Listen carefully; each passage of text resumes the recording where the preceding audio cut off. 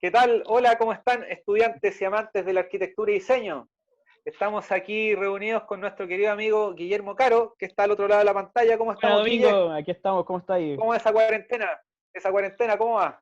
¿Ah? Va cada vez menos rígida, trabajando, retomando la oficina, proyectos. Está Oye, interesante la dicen que con cosa. la cuarentena se te cae el pelo, parece, ¿no? No, eso se llama otra cosa. Genética. Sí, sí. Eso se llama Genética. arquitectura, esto se llama Oye, arquitectura. sí, arquitectura, a todos nos pasa. Oye, Guillermo, quería que nos comentaras un poco del material que vamos a compartir con los estudiantes. Y veo que tú por ahí tienes Ah, el todavía libro o la revista la impresa. revista. ¿Qué es lo Sí. que nos tienes preparado para esta semana, Guillermo? Mira, para esta semana lo que preparamos en conjunto, ya avanzando el tema de la atmósfera, que ya subimos y estudiamos y revisamos durante 2 semanas, y el trabajo de Peter Sumter, el texto, y lo discutimos bastante. Y ya vimos que esto era un elemento que era capaz de diferenciar lo que hacíamos nosotros de lo que hace cualquier otra disciplina, sobre todo en la configuración de un espacio interior. Y luego, hoy día lo que vamos a empezar a revisar es el acto humano, el acto arquitectónico, entendiendo como acto esta acción con sentido que realiza un ser humano, un habitante dentro de los espacios que diseñamos. Estamos volviendo un poco a la primera unidad, ¿o no? Estamos retomando la primera unidad y de algún modo estamos generando como el cierre de un ciclo, el cierre del ciclo de este primer año, porque esto creo que va a ser como el último concepto o la última dificultad que le vamos a agregar a nuestros trabajos y desde aquí nos vamos a empezar a proyectar, en el sentido de que reforzar esta idea de que todo lo que nosotros hagamos responde a un usuario, responde a un habitante, y responde a las acciones que se van a realizar dentro de este espacio. Me acuerdo ahora de esta típica frase que nos enseñaron en la universidad, que es la función sigue la forma, pero la versión completa falta la otra parte, porque también la forma sigue la función. O sea, es un acto sistemático. O sea, lo que conversamos hace un ratito contigo, o sea, tú estás en tu oficina, que es un recinto pequeño, y ahí solamente se puede llevar a cabo el trabajar entre una o dos personas máximo, porque el espacio lo limita. Dos ya son multitud. Claro, Por eso estoy solo acá. pero por otro lado podríamos hacer el ejercicio al revés de generar la oficina ideal para que dos arquitectos pudieran trabajar y desempeñar y que y ese acto humano definiera el espacio a diseñar. Entonces, son las dos cosas al mismo Perfecto. tiempo, es como dirían en aspectos matemáticos, es directamente proporcional. La forma a la función y al acto que se desarrolla al interior.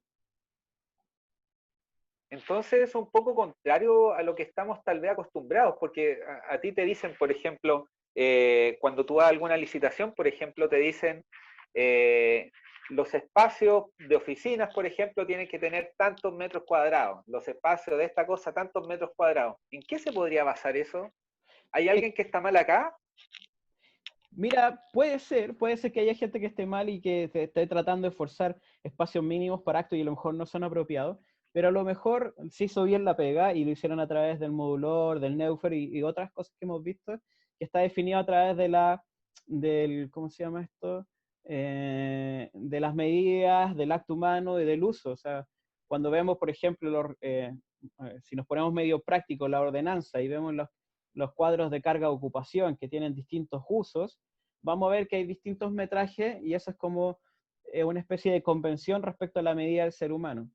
Pero no caigamos en eso, lo que hemos conversado y lo que un poco hemos tratado contigo y con Julio de trabajar durante este año, es el tema de que nosotros como arquitectos no trabajamos en una hoja en blanco. No es que alguien me llegue con un encargo y no tengo de dónde partir, sino en el minuto en que alguien me dice, mira, necesito que me hagas una capilla, y uno ya empieza a saber cuál es el acto que tengo que ocupar ahí, por lo tanto empiezo a tener ya pies forzados para empezar a trabajar. Si alguien me dice, mira, yo necesito hacer un estadio, también sabemos cómo por dónde partir. Pero Guillermo, entonces, ¿quién define el espacio? ¿Lo define, por ejemplo, eh, el espacio que tienes disponible para hacer el acto humano que iba a haber, o el espacio lo define finalmente la persona que lo proyecta. Yo creo que son las dos cosas. Y esa es una de las complicaciones que tenemos. Porque, por ejemplo, si hoy día tengo este departamento de 50 metros cuadrados y tengo que rehacerlo, no puedo moverle las paredes al vecino. Tengo estos 50 metros cuadrados y yo tengo que hacer lo mejor posible.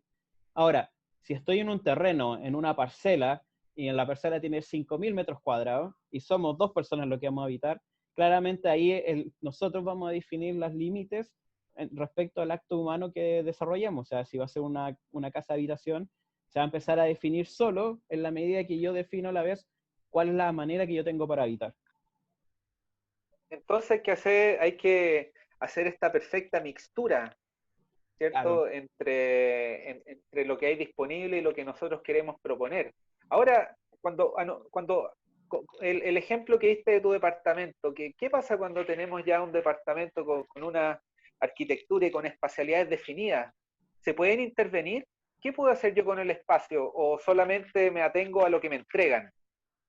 Mira, es que en realidad podemos hacer distintas cosas. Por ejemplo, me hiciste acordar un ejercicio que hicimos alguna vez en el auditorio de la universidad, que a través de distintos muros falsos, movibles, que en realidad eran las pizarras con ruedas que eran grandes, y distintas telas, cambiamos las direcciones de los muros. Ya no era un cuadrado, o sea, era un rectángulo y lo pusimos como un rombo.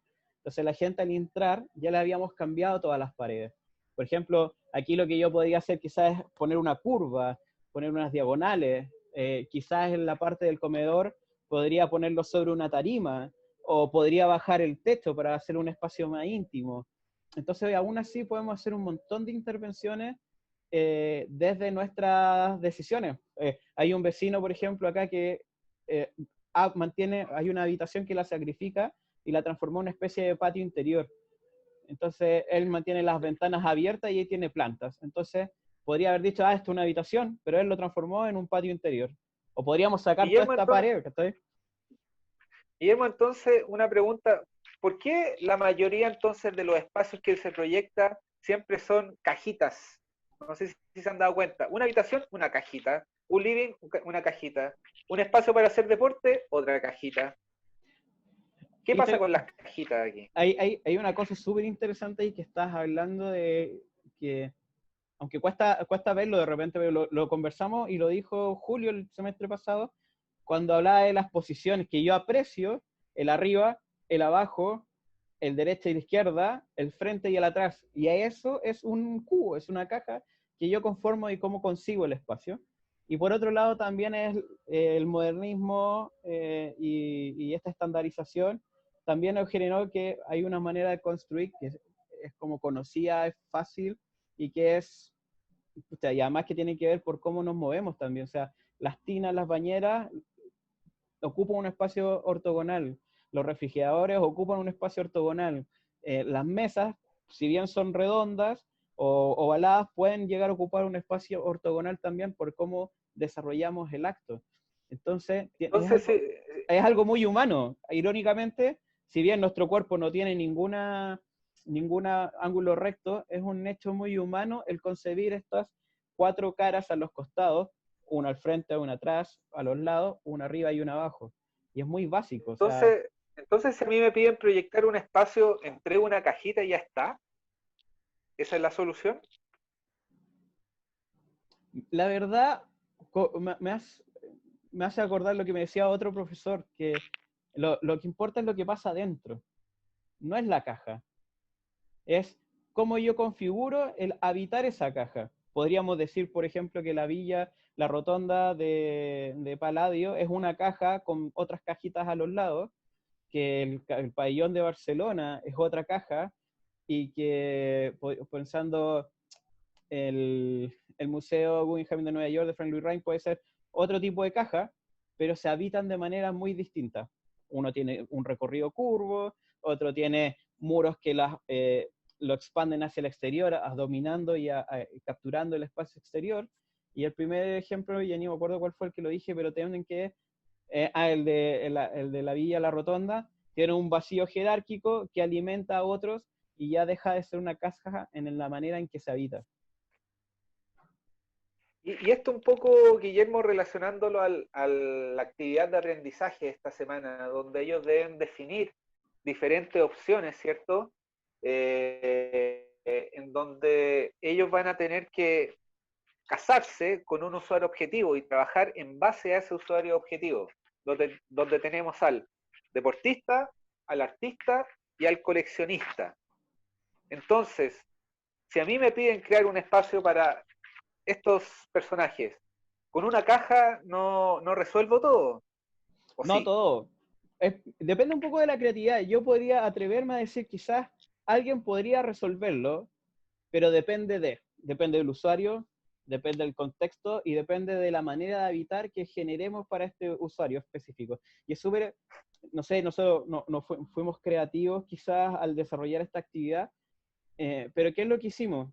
Hemos estado conversando todo este tiempo de que las maneras de habitar dependen de cada uno de nosotros, dependen de los actos y de las acciones que hagamos al interior de estos espacios.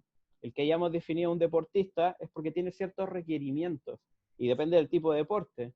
Lo mismo un artista o un escultor no requiere de los mismos espacios que requiere alguien que se dedica a hacer telas o alguien telares o alguien que se dedica a pintar. Requiere otros espacios, un fotógrafo requiere otro tipo de espacio.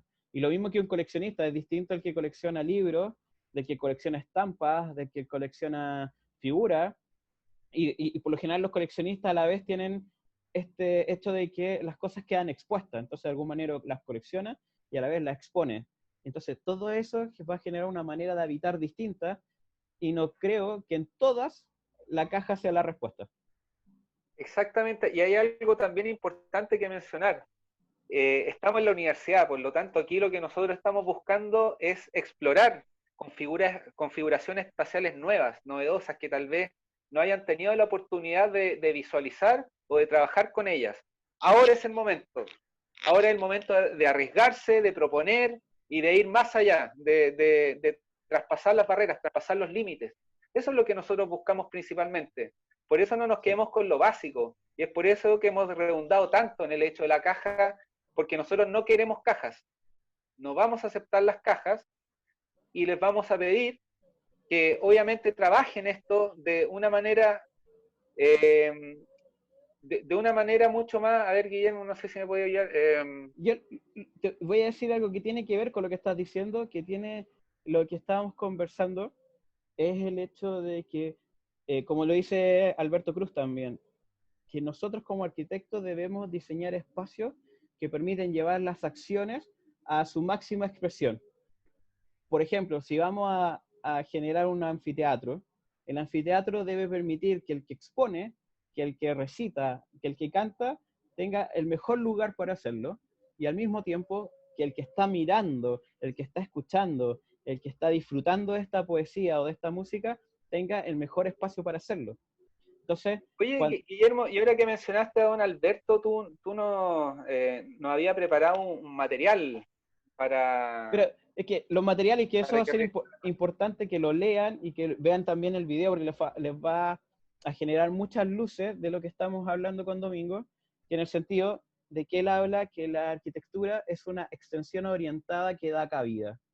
En los textos y en el video explica a qué se refiere con cada una de estas cosas, pero en síntesis podríamos ayudarle y tirarle un torpedo, es volver a lo que hemos conversado todo este tiempo con ustedes, es hay un hombre, hay una mujer, hay un niño, hay un abuelo, hay un ser humano que requiere realizar cierta acción, ya sea habitar, ya sea vivir, ya sea exponer, ya sea coleccionar, ya sea generar arte, descansar, comer, congregarse, pero sea cual sea ese acto, nosotros debemos darle una cabida apropiada, debemos generar un cobijo apropiado, debemos generar el lugar ideal para que estas acciones, estos actos se lleven a cabo.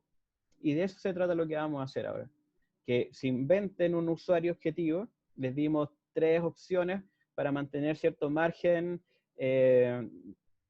para poder trabajarlos, para que los conversemos y para que haya distintos materiales, distintas versiones sobre los mismos, pero en el fondo van a salir tantas maneras de habitar como arquitectos y propuestas y diseñadores hayan, tanto espacios interiores como propuestas de diseño hayan, o encontremos o tengamos, y entonces vamos a limitarlos a estos tres, se van a elegir uno, y van a empezar a cuestionarse qué requiere, qué espacios, y de qué manera este habitante, este usuario, requiere que yo le conforme su mejor lugar de vivir.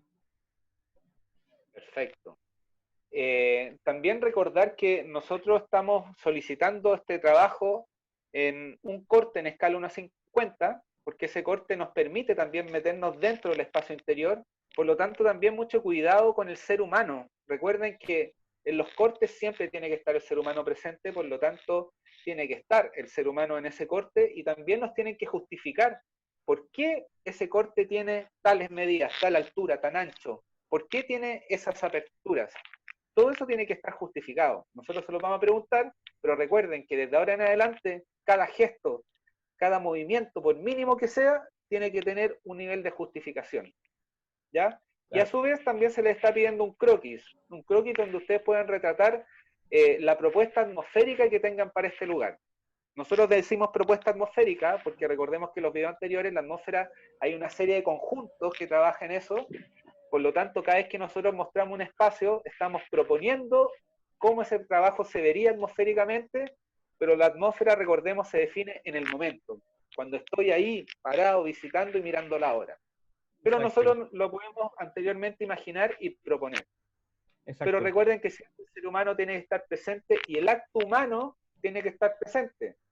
Por lo tanto, no es solamente dibujar un ser humano parado, tieso.